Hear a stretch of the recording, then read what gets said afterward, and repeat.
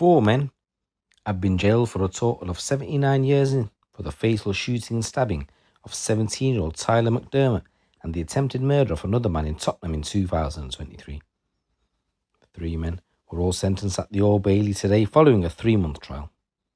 Detective Inspector Devon Taylor from the Met Specialist Crime Command said, "My thoughts remain with Tyler's family, who have remained dignified throughout this lengthy process. I commend them for the way they have carried themselves during these extremely difficult few months. I know they are absolutely devastated to have lost him in such tragic circumstances. Nothing will bring Tyler back, but I hope the sentences handed down to these individuals will help provide his friends and family with some form of closure. No family should ever have to suffer the loss of a loved one.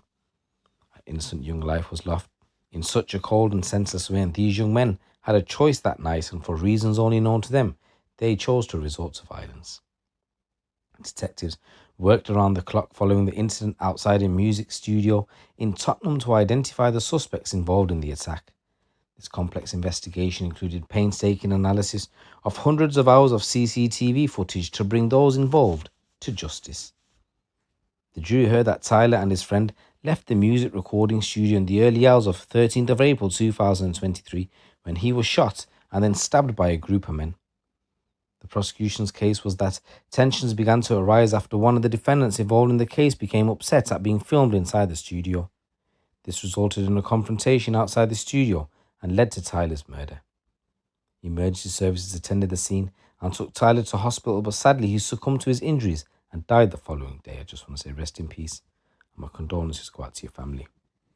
Working around the clock to establish the circumstances of the tragic incident, detectives discovered that Tyrese Barnett shot Tyler and Leo Reid struck him with a loud machete when he was already laying on the floor with gunshot injuries.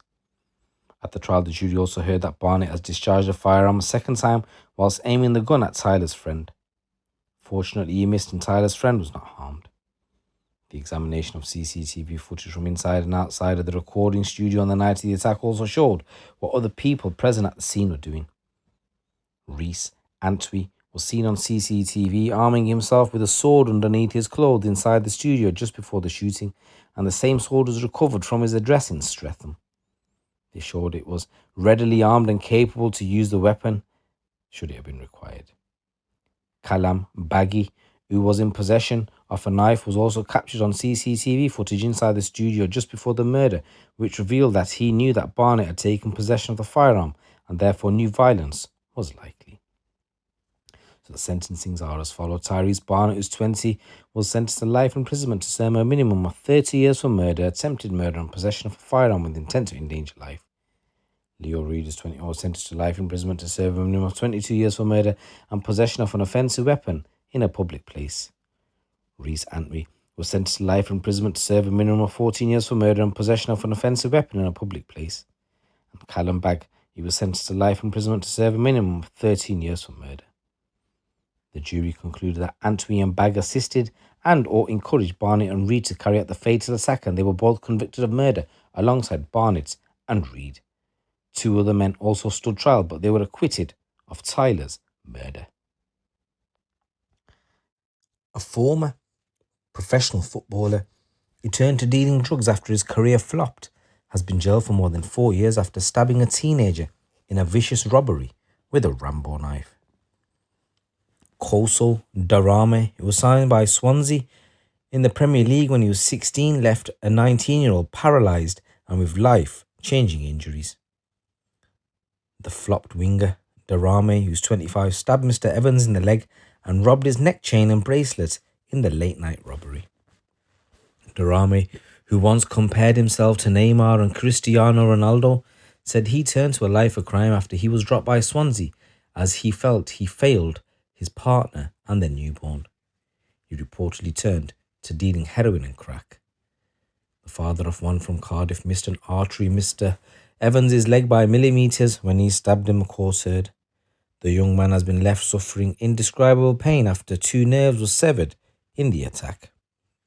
Darame admitted robbery and possession of a knife. At Portsmouth Crown Court, Darame was jailed for 4 years and 4 months.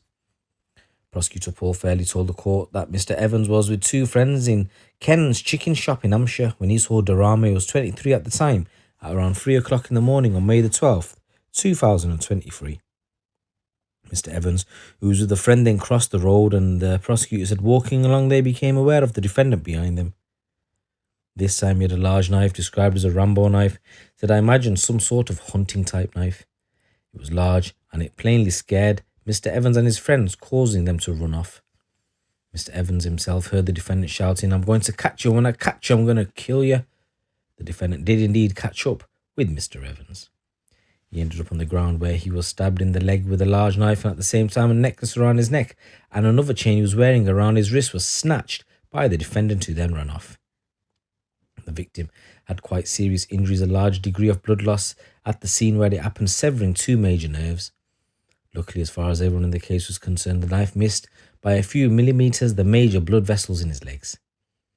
In a victim impact statement, the victim said that he has been left with paralysis in his leg from his knee down, meaning he cannot work without a splint in his foot. This, alongside the pain he experiences as a result of the nerve damage, has left the victim unable to continue working as an apprentice electrician.